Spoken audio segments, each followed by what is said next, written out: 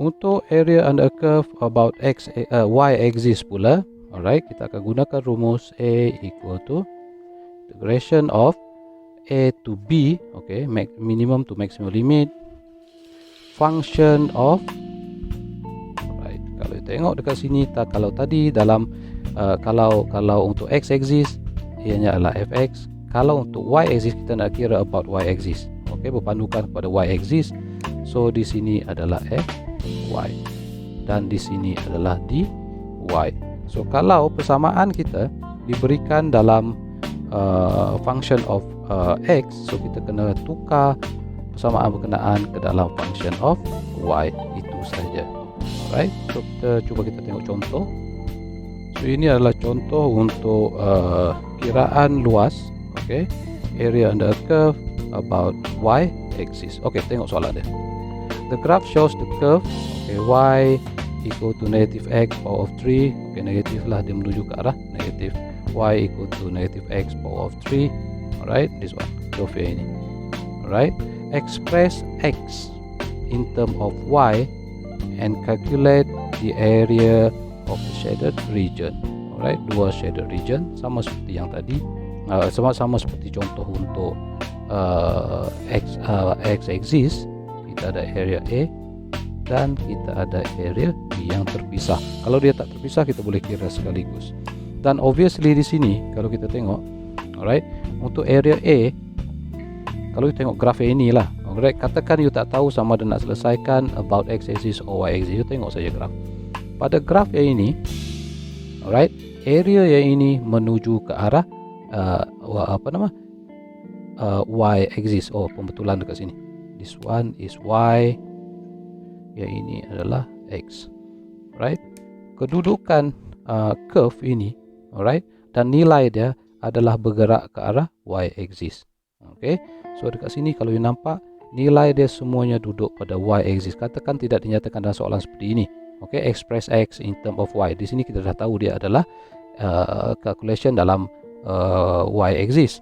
Tapi katakan yang ini tidak diberikan, daripada bentuk graf, you dah tahu sebenarnya kita kena selesaikan about y axis. Kenapa? Kerana kedudukan unjuran pada area yang ini dia bergerak ke arah y axis. Dan koordinat yang diberikan ada diberikan nilai bagi y axis yang ini, paksi y yang ini ada diberikan nilai iaitu 2, 1, 0 dan juga negatif 1. Kalau you tengok kedudukan area A, ianya berada di antara 1 ke 2. Tengok kedudukan area B berada daripada 0 ke negatif 1. Dua area yang berbeza. Pada akhirnya nanti kita akan tambahkan untuk kita tahu total area yang diberikan di sini. Okay. Dan ianya dikira berdasarkan kepada nilai yang diberikan pada paksi y. Alright, so sekarang ianya adalah about y axis. Alright.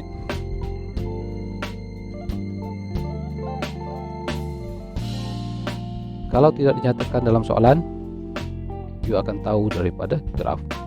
Okay, so this is about y axis. Okay, perhatikan. Ini adalah equation yang diberikan, yaitu y equal to negative x power of 3. Y equal to negative x power of 3 yang ini, actually y ini dalam function of x. So sekarang bila kita nak kira about y axis, kita tahu bahawa rumus kita untuk y axis adalah a to b function of y dy. Alright, kalau kita tengok di sini, kita nak gunakan function of y dan bukannya function of x. So kita kena ubah persamaan kita daripada keadaan dia function of x, kita ubah dia kepada x dalam function of y, terbalik. Alright, so apa yang berlaku dekat sini, cara you nak ubah, kita tahu bahawa y pada asalnya dalam function of x iaitu negative x kuasa 3. Right, so sekarang kita nak ubah, okay, jadikan ianya x power of 1. In order untuk jadikan ini x power of 1, kita kena buat cancellation ke atas power of 3. So apa yang boleh kita buat, yang paling mudah adalah kita square root 3 kan x power of 3 ini, right? 3, right? Square root 3 kan. So kalau right hand side iaitu pada bahagian x ini kita square root 3 kan, pada left hand side juga kita kena square root 3. Okay, so yang ini akan jadi 1 over 3. Kawan ini juga akan jadi 1 over 3. So bagaimana cara kita nak selesai? Alright, bagi siapa yang lemah algebra, saya tunjukkan kat sini. Gunakan rumus asas A power of M power of N, yang mana A power of M power N, kalau kita buka bracket dia akan jadi A power of M multiply by N.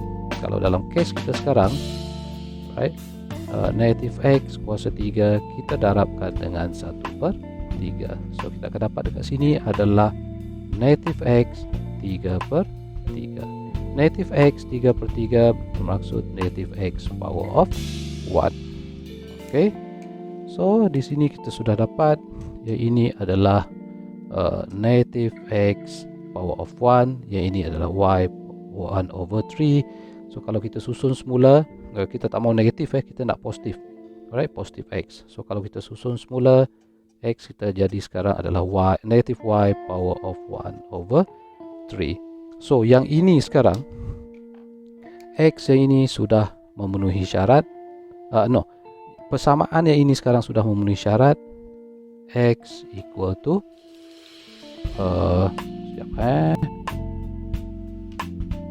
X equal to function of Y. Alright, so X is X lah. Alright, so sekarang X ini dalam fungsi Y. Kenapa X dalam fungsi Y? Because di dalam X ini sama nilai dengan Y. So variable dalam X ini ada variable Y. Sebab itu kita kata X ini dalam function of Y. Oke, contoh untuk yang tadi, untuk kiraan about X exists, about Y exists.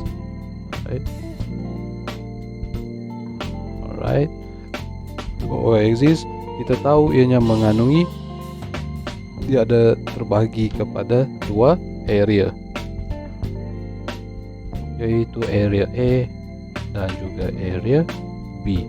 Alright, so saya pisahkan sebagaimana kiraan dalam Y exists, X exists. Alright, dan kita tahu, alright, kalau you all buat yang ini, kalau dia terbagi pada dua, because dia hanya satu curve saja, kita selesaikan satu area terlebih dahulu, kemudian kita duplicate dia ke area yang kedua. Yang berubah cumalah kita punya maximum and minimum limit. So saya selesaikan untuk area A terlebih dahulu.